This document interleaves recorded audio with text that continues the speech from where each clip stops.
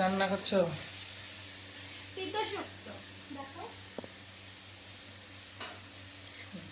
আর মাংস হবে, ওখানে আলু কেটে রাখা রয়েছে, আর বাইরে পেঁয়াজ রসুন সব ছুলে রাখা রয়েছে।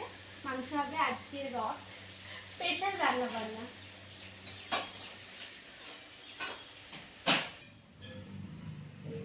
আজকে যেহেতু রথ আর রান্না করতে আমার ভীষণই ভালো লাগে, তো আজকে রান্নাটা আমিই করব। তো কী কী করছি সেটা তোমরা চট করে দেখে নাও। এখানে চিকেনের জন্য আমি আলুটাকে ভালো করে লবণ হলুদ দিয়ে লাল লাল করে ভেজে তুলে নিচ্ছি। আর অন্যদিকে আমার তিতো শুক্তোটাও রেডি হয়ে গেছে, আর এদিকে চিকেনটাকে আমি ভালো করে ধুয়ে রেখে দিয়েছি। তো এখন এটাকে আমি লবণ হলুদ মাখিয়ে তেলের মধ্যে দিয়ে হালকা করে ভেজে নেব। এখানে মাংসের জন্য পেঁয়াজটা আমি ভেজে নিচ্ছি। এখানে মশলাটা করেই রাখা রয়েছে, এটা আমি তেলের মধ্যে দিয়ে একটু ভেজে নেব। আর এখানে হালকা করে ভেজে নিয়েছি, দেখতে পাচ্ছ। এখানে গরম জল করেছি, এটা আমি মাংসতেই অ্যাড করব। আমি এখন এই মশলাটা দিয়ে দেবো।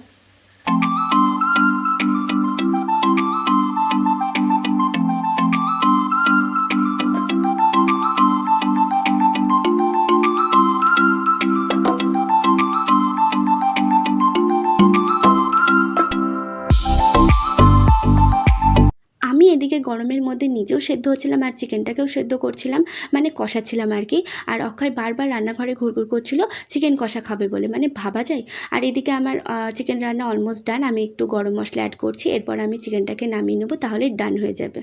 তো রান্নাবান্না কমপ্লিট করার পর যেসব বাকি কাজ থাকে তো সেগুলো কমপ্লিট করে নিয়েছি। তারপর আমি এই যে ফ্রেশ হয়ে নিয়েছি, দেখতেই পাচ্ছ আমি একটা শাড়ি পরেছি। তো এখন আর কোনো কাজ নেই, এখন রেস্ট করব, পারলে একটু ঘুমোবো, ঘুম আসছে প্রচণ্ড। তো তারপর একদম বিকেলে আবার তোমাদের সঙ্গে দেখা হচ্ছে।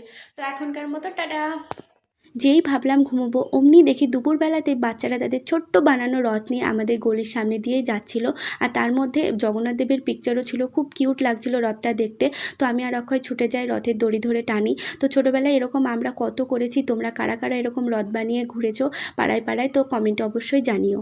তো সব কিছু মিটে যাওয়ার পর বিকেলবেলা ছাদে উঠে দেখি হঠাৎই ওয়েদারটা পুরোপুরি চেঞ্জ হয়ে গেছে, মানে একটা ভ্যাপসানি গরম থেকে মানে একটা মিষ্টি আবহাওয়া তৈরি হয়ে গেছে। আকাশে হালকা মেঘ ছিল আর ফুরফুরে হাওয়া ছিল, মানে সত্যিই সুন্দর। আর তোমাদেরকে আর একটা কথা জানিয়ে দিই যে করিমপুরে গত 2 বছর ধরে মোজবাথান থেকে শুরু করে করিমপুরের মানিকতলা বলে আরেকটি জায়গা আছে, তো এত দূর অবধি একটা ইস্কনের মহাপ্রভুদের রথ যায়, খুবই বড় একটা রথ। তো সেটা দেখার জন্য আমরা প্রত্যেকবারই যেরকম আগ্রহ থাকি এবারও তাই। তো সেই জন্য আমরা রেডি সেডি হয়ে গেছি। তো নিচে এসে দেখি অক্ষয় এখনও মানে রেডি হয়েছে কি হয়নি আমি জানি না, ওকে তো খুঁজেই পাচ্ছি না নিচে এসে। তারপরও রেডি হয়ে চলে আসে, আর তখন আমরা বেরিয়ে পড়ি রথ দেখার জন্য।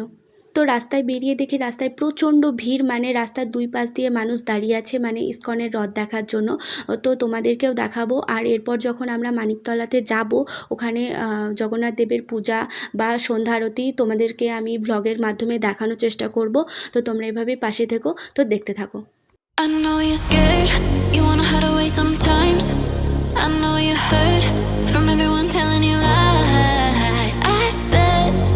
তো আমরা এখন একদম বাস স্ট্যান্ডের কাছে দাঁড়িয়ে পড়ি রথটা দেখার জন্য। আর রথটা আসতে একটু লেট হচ্ছিলো, ওই জন্য আমরা পাশের যে আরেকটা রথ, মানে করিমপুরেরই যেটা রথ, তো সেটা দেখার জন্য যাই। আর এখানেও দেখি একই রকমের ভিড়ভাট্টা, তো ভিড় ঠেলে আর কাছ অবধি যাওয়া যায়নি রথের। তো দূর থেকেই যা পারলাম দেখলাম। আর ঠিক তার পাশেই দেখি একটা মাটির মূর্তি বিক্রি হচ্ছিলো, ছোট্টপাড়ার দোকান ছিল। তো এখান থেকে আমি পছন্দ করে একটা মাটির মূর্তিও কিনে নিই। তো বাড়ি গিয়ে তোমাদের সঙ্গে আমি পরে শেয়ার করব, তো তোমরা তখন দেখে নিও।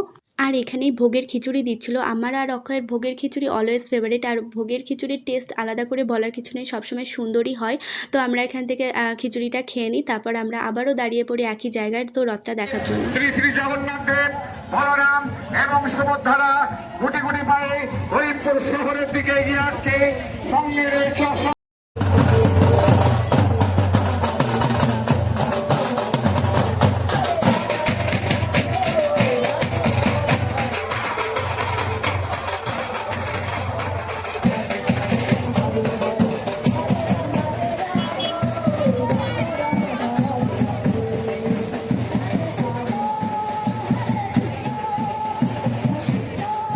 তারপরে সন্ধ্যা লাগতেই দেখি রথ আসছে এক এক করে। তো সামনের এই রথটায় আছে প্রভুপাদজির মূর্তি। তো এখান থেকে প্রসাদও বিতরণ করছিল, আমরা প্রসাদও গ্রহণ করি। আর এত মানুষের ভিড় কি বলবো, আমরা তো দূর থেকেই দেখছিলাম, কাছে যাওয়ার সাহস করে উঠতে পারিনি। আর এর পরের রথটাই হলো আসল ইস্কনের রথ, তো সেটা আসলেও তোমাদেরকে দেখাবো।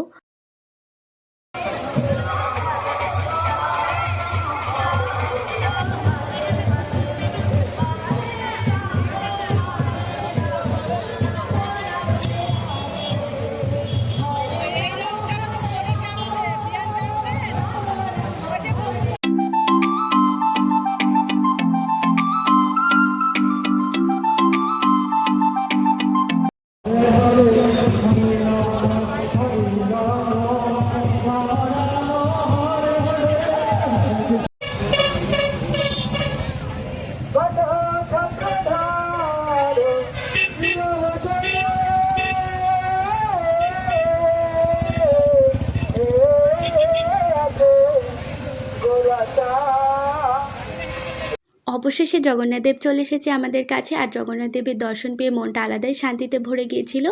রথে এত মানুষের যে এত উল্লাস, এত আনন্দ দেখে সত্যিই ভালো লাগছিল। তারপর ওসব দেখে আমরা চলে আসি একটা জিলিপির দোকানে। তো এখানেও দেখে একই রকমের ভিড়। আর রথ বলে কথা, জিলিপি পাঁপড় ভাজা খাবো না এটা তো হতে পারে না।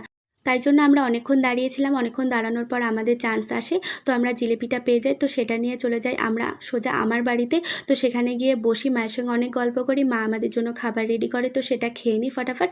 তারপর আমি আবার আমার শ্বশুরবাড়িতে ফিরে আসি। তো মাদের বাড়ির থেকে এই মাত্রই বাড়ি ফিরলাম, আর ফ্রেশ হয়েও নিয়েছি। অনেকটাই রাত হয়ে গেছে আর প্রচণ্ড ঘুমও পাচ্ছে। আর রথের মেলায় কিছুই সেরকম নিইনি, আমি একটা সরস্বতী মায়ের মূর্তি নিয়েছি। দেখো এই যে এই মূর্তিটা নিয়েছি, খুব পছন্দ হয়েছিল। আর এতটাই মানে ভিড় ছিল রাস্তাঘাটে, ওই জন্য আর অন্য কিছু দেখাও হয়নি, কোনো কিছু কেনাকাটাও করা হয়নি। শুধু এই মূর্তিটা আর কি এতটাই পছন্দ হয়েছিল, ওই জন্য এটাই নিয়ে নিয়েছি।